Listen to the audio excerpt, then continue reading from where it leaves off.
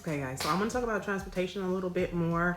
As I mentioned, we took a train from Nice to Paris and I used Rail Europe. I, Googled and searched a lot of different train options, but Rail Europe seemed to be the best, price, and they had a great reviews. And I chose the first class option because the train ride was pretty long. It was 5 hours. So I wanted to make sure that we were really comfortable and had the best accommodations.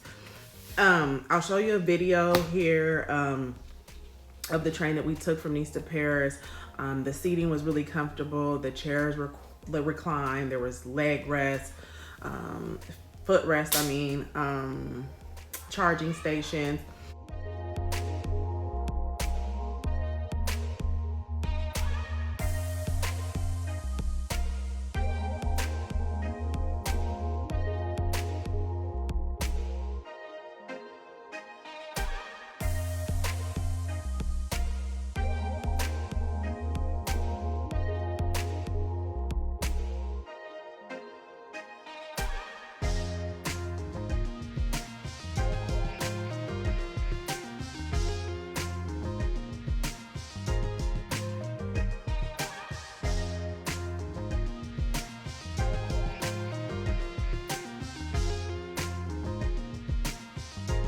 Actually stayed in our seats the entire time, so we didn't get up to see like where the food cart was and food options, but it was really nice. It was the first car.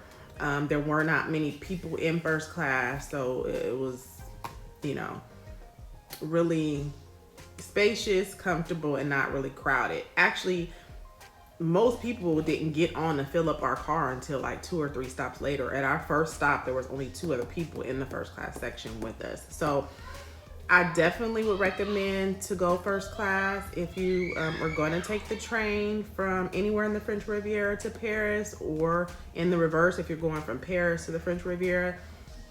Pay the extra money, get the first class tickets. It's well worth it. I used EasyJet for the flight from Paris back to Nice. The flight is about an hour.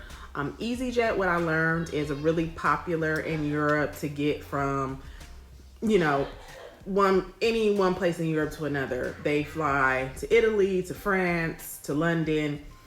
Really reasonable rates. I kind of waited last minute to get our train and plane ticket, and when I say last minute, I was already within like a month or less, so my rates were a little higher. Like you book it in advance, you can get even cheaper. So the train and plane, when we're talking about cost, if you want to make a decision on cost, it actually ended up being the same amount of money. So it didn't really come down to cost for me. I just wanted to experience each one.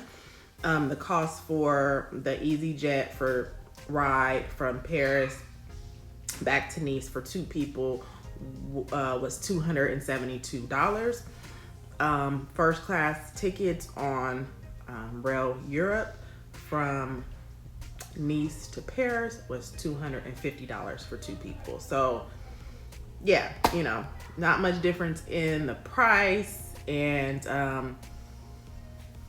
the train experience, I got something in my hair. The train experience, the train goes so fast that you don't see much, Initially, I wanted to take this train ride because I was thinking what beautiful scenery, that I was going to see and experience. However, the train goes so fast, you really are not getting to take in a lot of the scenery. So now that I've already experienced it, and given the scenery, the train's going so fast, you can't really see too much. I would go with the plane. I would go with EasyJet to get around Europe. That's just my opinion. Rosé all day, okay? Again, like the champagne, I love rosé as well. One of my favorite wines. Champagne, rosé, Chardonnay.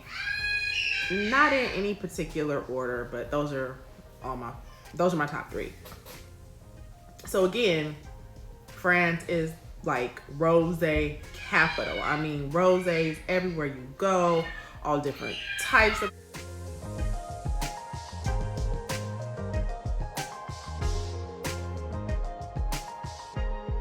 roses, all from France.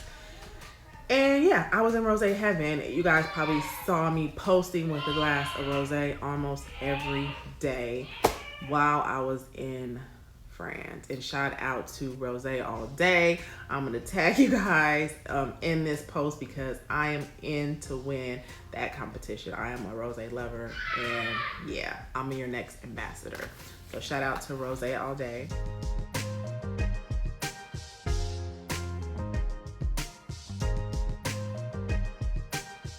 So I want to talk to you guys about Cannes and Saint Tropez.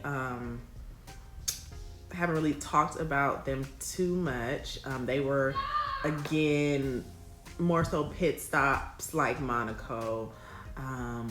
So here's the thing.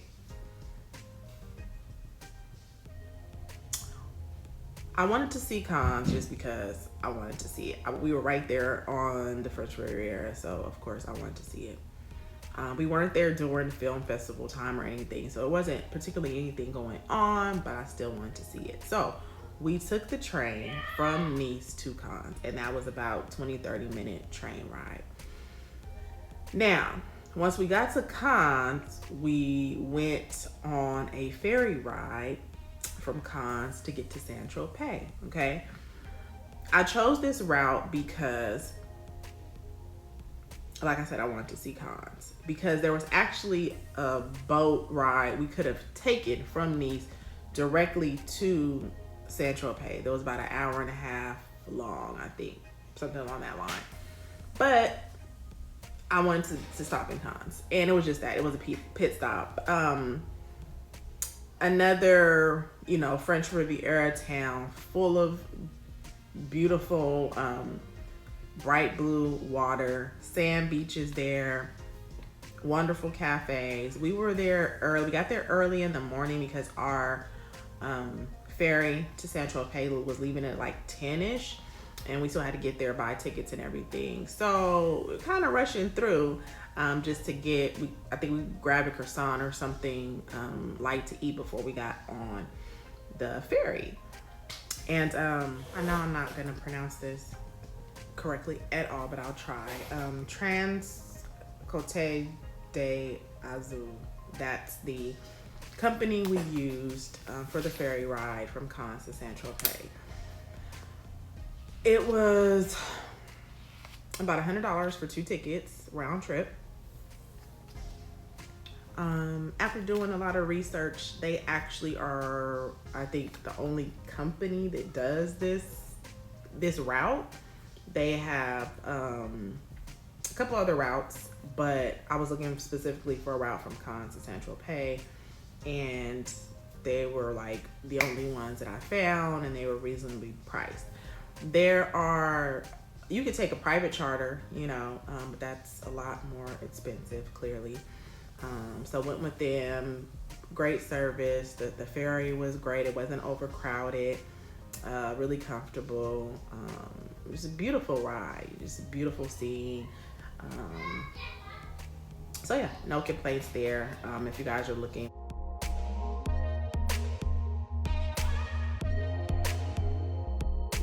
for any type of ferry service, check them out. Cons, like I said, I already kind of touched on that. Cafes, hotels, a lot of boats and yachts, a huge dock area where we were at, hotels. Yeah, just another French Riviera town that we passed through. Now, the boat ride from Cannes to Saint Tropez was about an hour and a half, actually. It was about an hour and a half, and once we got there, let me back up. Before, in the planning of this trip, when I was researching what I want to do in Saint Tropez, I came along a lot of beach lounge restaurants. And that seems to be the thing to do in Saint Tropez. Go lounge by the beach, you know, with some champagne, with some wine, or on a beachfront restaurant. There's clubs, there's champagne bars. So I'm like, okay, what do I want to do? The fact that we were catching a ferry as well that was coming back at a certain time, that started limiting us on time. So I decided to go with Nikki Beach. Read the reviews, you know, all the celebrities go there. The food is amazing, amazing chef there. These are all the reviews I'm reading. So I'm like, okay, I'm gonna make a reservation at Nikki Beach, which I did. We had a lunch reservation there. The food was amazing. I had a shrimp spaghetti. The flavors were amazing. It had a little, you know, spiciness to it. I had a bottle of the Nikki 21st or 20th anniversary rosé. Once again, shout out, rosé all day.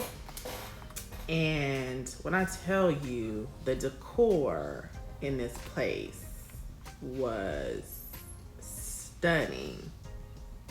I mean, stunning.